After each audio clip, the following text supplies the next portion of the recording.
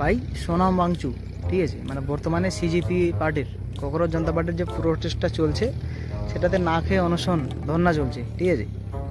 সেখানেই সোনাম ওয়াংচুক মানে হসপিটালাইজ হয়ে গেছে এক কথায়, না খেয়ে থেকে থেকে।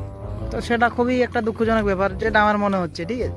সে তার লাদাখের বিষয়টা নিয়ে প্রোটেস্টে এসেছে, মানে ধর্নাতে নেমেছে, কিন্তু পার্টির মূল উদ্দেশ্য কি, তারা কি চায় কিন্তু কিছু কিছু বোঝা যাচ্ছে না, ঠিক আছে। এদিকে যে পার্টির মেন কর্তাধর্তা অভিজিৎ দীপকে, সে তো পুরা খাওয়া দাওয়া করে বিন্দাস ঘোরাফেরা করছে।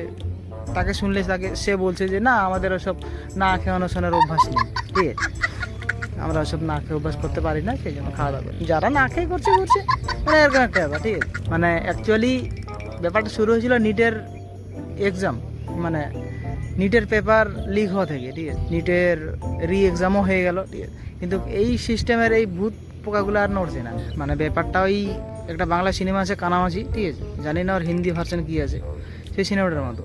মানে পার্টি যে তৈরি করেছে তার মাথাতে অন্য কিছু চলছে, মানে কী করে পুটকি মারবো লোকের, কী সব কী করবো, ঠিক আছে।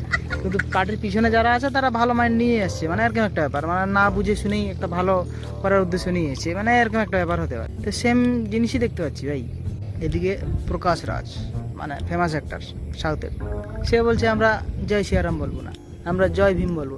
ভাই কি প্রবলেম, আমরাও বলছি জয় ভীম জয় শ্রীরাম, কি প্রবলেমটা কি ভাই, এরা কি বোঝাতে চায় ভাই, কিছু মাথায় ঢুকছে না ভাই আমার। নিটের পেপার লিকের থেকে শুরু হয়েছিল সব কিছু বাওয়াল, ওটার পর থেকে এই যে শুরু হয়েছে এই নাটকগুলো। আসলে কি আর বোঝা যাবে, 50% ফলোয়ার তো পাকিস্তান, আর বুঝার কিছু নেই, বাদ বাকি বুঝে নাও তোমরা সব।